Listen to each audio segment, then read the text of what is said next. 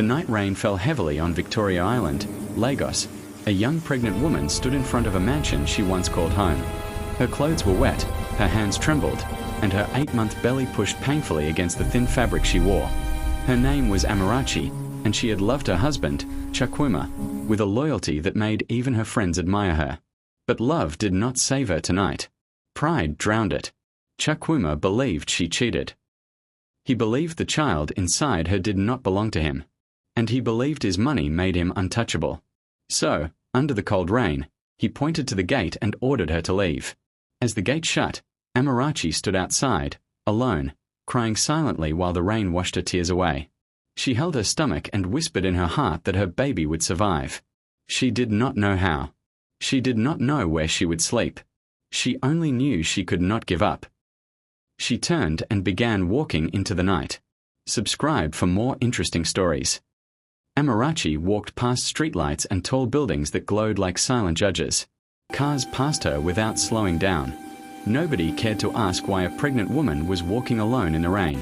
Lagos moved too fast to notice the weak. Her legs shook. Her breathing became heavy. She pressed a hand to her belly as sharp pains struck again and again.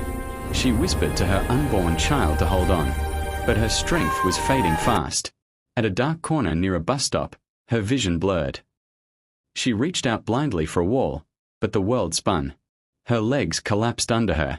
She hit the ground softly, her head falling onto the wet pavement. Everything faded away. But fate was watching. A passing Keek driver saw her lying on the ground. Something in his heart refused to drive away. He stopped his tricycle, lifted her gently, and rushed her to the nearest maternity shelter, Murmur Peace Women's Center, a small, run-down place run by an aging midwife who had seen too much suffering. When Amarachi opened her eyes, she was lying on a small bed with a thin blanket over her. The light was dim, the walls cracked. The smell of antiseptics filled the air. A woman with grey hair and wrinkled hands sat by her bedside, watching her with eyes full of experience and sympathy. Her name was Nurse Abele, a retired midwife who had dedicated her life to helping abandoned pregnant women.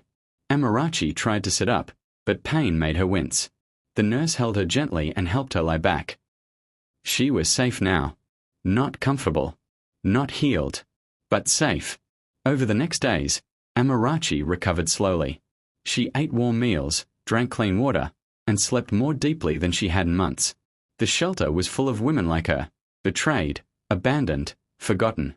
Yet in that broken place, she felt a strange kind of peace. Nurse Abele encouraged her to stay until she delivered. Amarachi agreed. She had nowhere else to go. The night Amarachi went into labor, the sky was quiet. No rain. No thunder. Just the silent hum of the city. Her contractions came fast. Pain tore through her body. The women in the shelter gathered around her, helping, praying, encouraging. Nurse Abele stood calmly by her side, guiding her through every moment. After hours of unbearable pain, a loud cry filled the room. The women smiled. Nurse Abele lifted a small baby girl into Amarachi's trembling arms. Amarachi burst into tears. Tears of relief, tears of love, tears of survival. She named her daughter Chimamanda, meaning my God will not fail. 3 years passed like seasons changing. Amarachi worked in the shelter, cleaning rooms, cooking, helping other women. She was gentle, hardworking, and grateful. Everyone loved her. Nurse Abele saw something bright in her, something waiting to bloom. One day she told Amarachi about a free business training program sponsored by a billionaire women's empowerment foundation. Amarachi applied. She got in.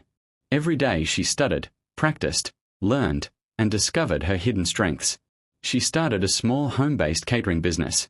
Her food was delicious, clean, and affordable. Within months, she gained loyal customers. Her business grew faster than she expected. One of her meals reached a manager in a multinational company. He loved it so much that he offered her a monthly contract. Then another company joined. And another. Soon, she was overwhelmed with demand. The foundation noticed her growth and invested heavily in her idea. They helped her register Chimamanda Foods, gave her equipment, helped her rent a modern commercial kitchen, and supported her staff training. Amarachi transformed from a homeless pregnant woman to a respected CEO. She bought her own house. She bought her own car. She took her daughter to the best school in Lagos. She grew into the woman she was always meant to be. Meanwhile, Chukwuma's life slowly crumbled. His mistress, whom he once trusted blindly, stole millions from his account. His business partners betrayed him.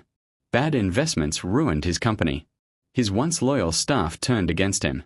And the people who used to flatter him disappeared one by one. He lost his cars. He lost his house. He lost everything. He became a shadow wandering the streets, begging old friends for help. But nobody wanted to associate with a man who chased away a good wife and then lost everything through pride. The fall was slow, painful, and merciless. Karma had no rush. One hot afternoon, Chukwuma sat on a bench outside a large corporate plaza. His clothes were dirty. His beard was unkempt. He held a nylon bag containing all he had left. A sleek black SUV slowly pulled into the compound. Its body shone under the sun. The door opened gently. A woman stepped out in a beautiful corporate gown, wearing quiet confidence like a crown. Her hair was styled elegantly. Her shoes clicked sharply against the pavement. She looked successful, powerful, unshakable. Chukwuma squinted at her, confused.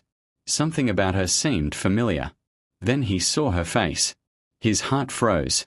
It was Amarachi, the wife he threw out, the woman he rejected, the woman he called worthless.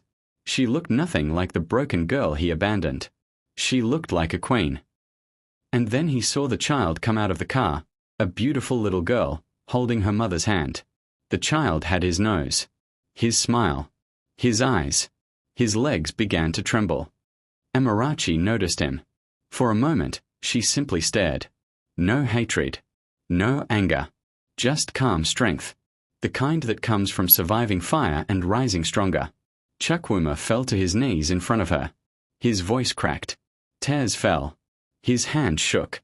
But the eyes looking down at him were full of silence. Not revenge. Not bitterness. Just the truth. He had lost her. He had lost the child's early years. He had lost everything he was too proud to protect. Amarachi looked at him gently, then walked past him with her daughter. She did not insult him. She did not mock him.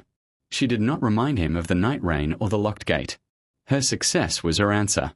Her growth was her justice. Her peace was her revenge. As the car drove away, Chukwuma remained on his knees, watching the woman he once despised shine brighter than the sun. And in that moment, he understood one of life's greatest lessons. The womb you despise can carry the destiny you will one day need. Life does not forget. Kindness returns with blessings. Cruelty returns with consequences. And the person you look down on today may become the person you kneel before tomorrow. This is the story of Amarachi, the woman he threw away, and the woman who rose higher than he ever imagined. Thanks for watching. If you enjoyed this story, drop a comment and let us know where you are watching from. Afrotales247 will love to hear from you again. And please don't forget to like, share and subscribe so you don't miss out on our interesting stories.